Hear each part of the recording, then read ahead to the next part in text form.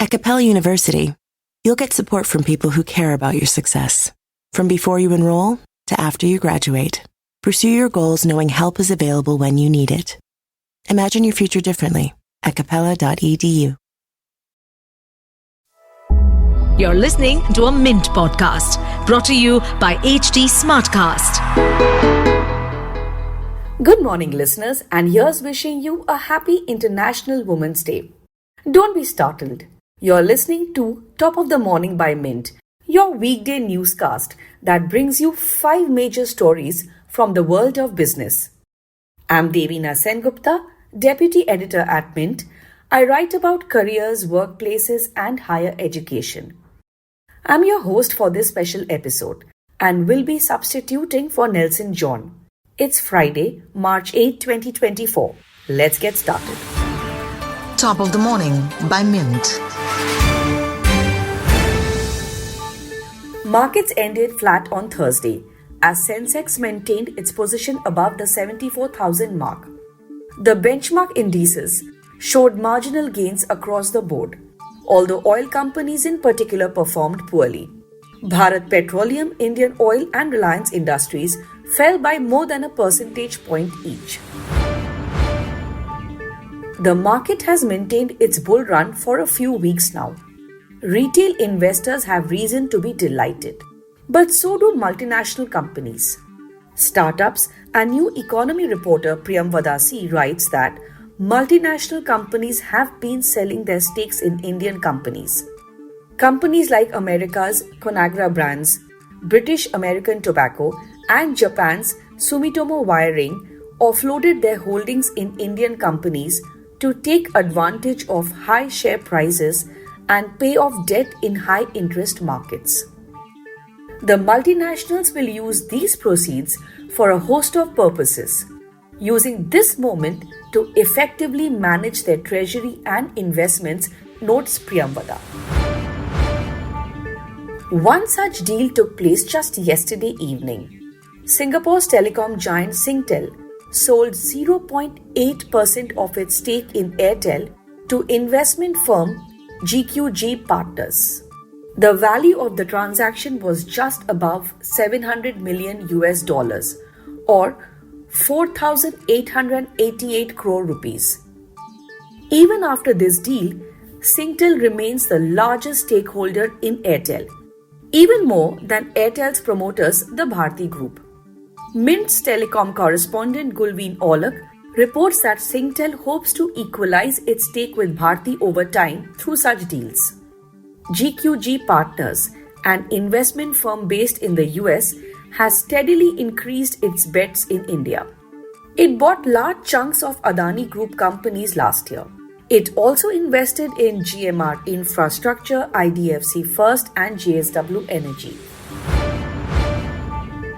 The market regulator SEBI barred financial services company JM Financial from acting as a lead manager for any public issue of debt securities.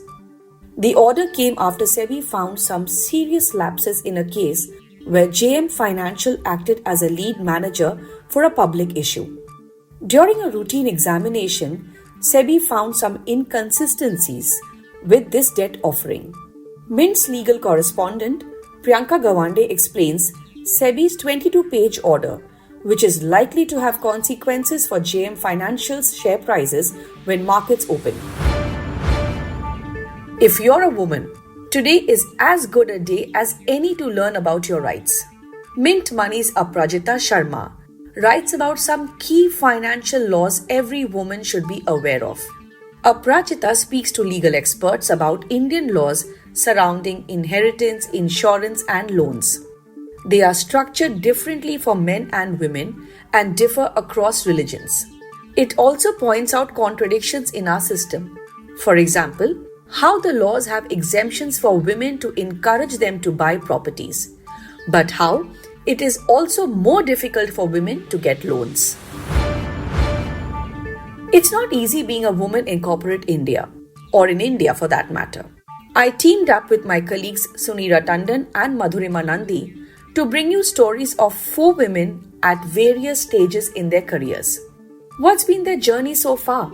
Why is working from office a deal breaker? Why do you carry a Swiss Army knife in your purse? Special thanks to Shakshi, Rohini, Alisha and Arundhati for sharing their stories.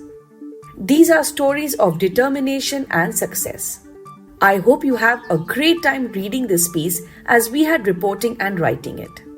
In addition to writing such stories, I'm also the host of The Working Life, a podcast on workplace practices. I'm currently working on season 2 of the podcast, but you can listen to any episode from season 1. I'd like to think they're evergreen and come in handy for any employee of India Inc. navigating their professional life. We did love to hear your feedback on this podcast. Let us know by writing to us at feedback@livemint.com. You may send us feedback, tips, or anything that you feel we should be covering from your vantage point in the world of business and finance. That's all for today. Thank you for listening. Nelson will be back on Monday with a fresh episode of Top of the Morning. Have a nice day. Top of the Morning by Mint. Sometimes it takes a different approach to help you unlock your true potential. With Capella University's game-changing FlexPath learning format, you gain relevant skills you can apply to your career right away. Earn your degree from an accredited university and be confident in the quality of your education. Imagine your future differently at capella.edu. Capella University is accredited by the Higher Learning Commission. Learn more at capella.edu/accreditation.